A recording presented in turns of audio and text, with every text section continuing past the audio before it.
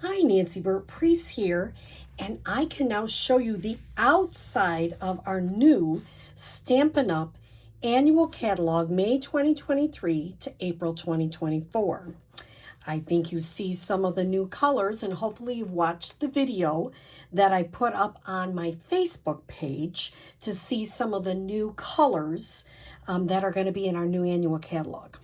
So I can't wait in May to show you the inside of the catalog. But until then, we're going to play with some retired product today. So if you don't know me, I'm Nancy Burt-Preece. I'm an independent Stampin' Up! Demonstrator. Feel free to contact me on email. Here's my website and my April host code. And check out my Facebook business page if you're not already somebody that does that. I'd love to have you.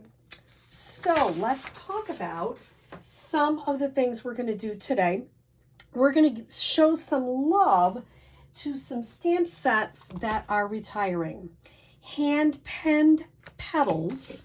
See if I can say that 3 times. Hand-penned petals, along with, I'm trying to get it, the penned flowers dies. And you can see that's the one I used. So let me show you what we're going to make with this. So this is the card that I'm doing for my techniques class at Phelps Art Center this Saturday. And what we're going to do is we're going to create the background with watercolor pencils and some water, which I'll show you how we're going to do that. We just stamp this and pop it up. This is one of the Stylish Shapes dies. This is one of the hand pen dies, and I'll show you what I did with that. And then I just took the hand pen, let me see if I can show it to you again. I stamped it in black, and this is a really fun 2-step. Then I took some of the flowers and the leaves, and I just used ink. You don't have to color that. You can, but you can just take this, Melon Mambo. Here's your leaves. It's just really a fun stamp set. So let's show you what I really want to show you is how to do the background. So the card base is 5.5 by 8.5, scored at 4 1/4. Rich Razzleberry, which is retiring. Oh, I'm going to miss it. Then I wanted to make it springy and fun. So this is Daffodil Delight, 4 by 5 1/4. So let me show you with the watercolor paper. And here it is. It comes in a package. It is fluid 100. And it is 5 inches by what? 7. So here's what I did. This is the 5-inch side, this side. I put it in my paper trimmer and cut it 3 1/2. And then I get 2 sheets out of every one of these fluid 100 watercolor paper. So that's my first tip. Use that 5 inches, cut it in half. You really get a lot more that way. And I think it looks really pretty when it's mounted on something. So this piece is the 3 1/2 by 5. And let me show you how to make this. So I'm going to use a couple of our watercolor pencils. Now, assortment 2 is staying. Assortment 1 is going to be changed a little bit because some of the colors have retired in here. So in the new catalog, there's going to be 1 new set, which I'm excited to get. So what we're going to do first is I picked 3 colors, Melon Mambo, actually make that 4, Pumpkin Pie, Daffodil, and Rich Razzleberry. Like I say, Rich Razzleberry is retiring. I'm very sad. So how did I create this? It was really, really difficult. Just kidding. I just kind of scribble. And you want to give some color so you can use it. There's 1. Then I'm going to go to the melon next, and you can kind of blend them together a little bit. It doesn't have to be perfect, just a little scribble. Then I'm going to go up in pumpkin.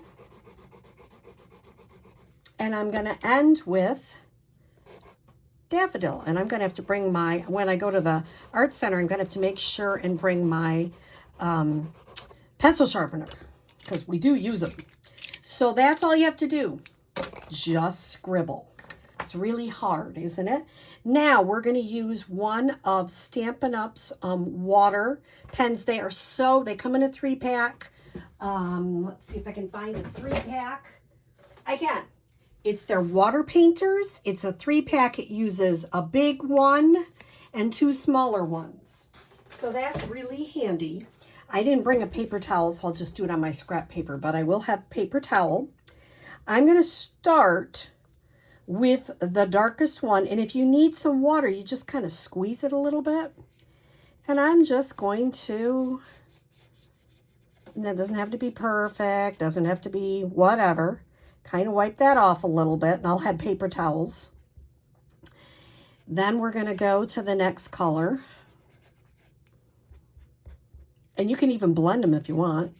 Get a little more blend there. You see how I'm just wiping it off. Going to the next color.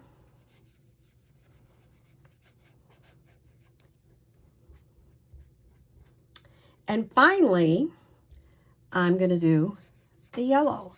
Now, here's a question some people have asked me, and here's the answer. And you can see that got a little bit in there. It doesn't make a difference. Then you have to let it dry. So if you're at the art center with me, you know we've done different products where we make a mess. And then we have to let things dry. We put them to the side and then we do other things. So I'm going to, like, sometimes you want things to come out a little bit. You don't want it to be all regular. I like the edges to be a little funky. So you would set that aside to dry. How long? It depends on how wet you make it, but it's not super wet. It's not saturated. So I'd say maybe 10, 15 minutes max, and you should be able to work with it. So I'm going to set that to the side because I want to show you how I made another card. But before I do that, this one is just popped up with a stylish circle. I think you guys know how to do that. But I took Very Vanilla, and I put, this is some old paper, but we do have some new adhesive sheets. They don't say that necessarily on the back. And then what I did is I attached it to a piece of Very Vanilla, and I put this die right in my paper trimmer and cut it out. So when you get it, all you have to do is peel the backing off, and it makes it a sticker. And it's so much easier to adhere. The other tip I would say with watercolor paper is to really, really, really put a lot of adhesive around the edges because it can buckle up. And you can see that's already starting to dry. All right, I'm going to put that one to the side, and I'm going to show you a different technique. This is another set I'm trying to show love to. Because I do love it. It's Heron Habitat, and I don't know why I didn't show love to it earlier. Don't ask me. And I think I lost the envelope for this. And the Heron dies, which are super, super cool. If you don't like it for anything else, I love it for this little die cut, and I love it for that, cutting out the heron. So, once again, we're doing watercolor techniques. So I wanted to show how to do watercolor techniques. So I'm going to do this one lighter. This one I did a little darker. I'm going to do this one even lighter. I'm just going to do the top kind of scribbly, and then maybe make the next part a little bit darker. I didn't tell you what ones I'm using. Sorry. This is Balmy Blue and Coastal Cabana. I'm kind of not doing much coastal up there. I'm going to just start bringing the coastal down here. And then it is Garden Green. And I'm going to just kind of get like a little bit of grass or weeds or something going there. Then I'm going to kind of have like an area of, you know, how you go to like a swampy area and you see herons and they have like weeds around. Just kind of coloring this. And you know, that's just, I just drew it like 2 seconds. Does it happen the same every time I do it? Not really. And then I'm going to put more of this down. So this is kind of my basic.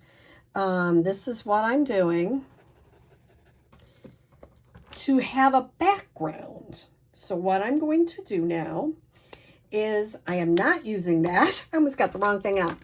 I am using one of the Stampin' Up! Blender pens. And I love blender pens because they work really well. And the same thing with the brush. You just kind of clean it off. Once again, I really recommend not saturating your paper. It just makes it longer to dry, and sometimes it makes the paper not as good. It's just it kind of makes it, I don't know, yucky is a good, that's a real official term, yucky. I decided I need a little bit more here. So I'm going to put a little bit more there. This is not an exact technique. Okay, so now I'm going to really get that off. If I like that. I like the sky at the top a little bit lighter than I had it here. We'll see. Then I'm going to do this part. And depending on how much you scribble is how dark it's going to be. So if you want it lighter, scribble it lighter. You can always add darkness to it. And then I want this to look like weeds or, grass or something. So I'm just going up and down with it. Once again, not particular. And then I'm going to come back and do this.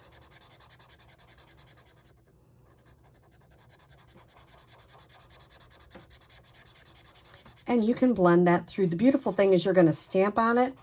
I can't do it right now to show you because I need this to dry, but I'll show you how I did it. And if you want those to go together, your heron's going to cover that up. So this is my first step. I would let this dry. That only takes about 5 minutes. There's not a lot. Then I would take this stamp and I would stamp it in garden green. And you notice I did it a few times. And you're probably wondering, how did I get the cattail tops to look like that? I have a little secret. I came back after I'd already stamped it, and I took just the small end and I colored the cattail tops only with, what did I do it? Crumb cake. So I stamped a few of these. And I love how it kind of has that bottom part. And I put crumb cake. Then I took this stamp and I stamped it in black, just a couple of birds. And that's all you have to do for the background. That's it. And like I say, you can keep working on this until it looks exactly like, if you don't like those defined lines, you can mush them out. That's an official term too. Mush them out. So however you choose to do it. Okay. Then you've got your background. You stamped the cattails. You got those turned in brown with your Stampin' Right marker. You've got this in black. Then you're going to take a scrap. This isn't a scrap, but you're going to take a scrap and you're going to use, if you come to my class, you're going to be excited because we're going to use a new color that is new in color. It is boho blue. I kind of wanted to make sort of a blue heron. And this boho blue is gorgeous. So the beautiful thing is I just stamped it in boho blue. It's a beautiful kind of distinctive stamp. And then I cut it out with the heron dies, which is awesome. The other thing that I did for this one is I just stamped You're in My Thoughts, which is from this, popped this and the heron up in the front. And then on the inside, because it's You're in My Thoughts today and you wanted to have room to write, this little bird is in smoky slate and this is in garden green. So it's not an incredibly hard card, but I think it really, really, really shows off the background. And like I say, some of this is where you're going to put your hair in. So a lot of that doesn't even show. And I just think it's a really pretty quiet card. We all need these, and they're fun, they're easy. It's great to make backgrounds with your watercolor pencils. Can you color in tiny little things with watercolor pencils? Of course, and use your blender pens. But I wanted to just show you something, a different way to use them. So I hope you enjoyed this, and I hope you have a great day. Thanks.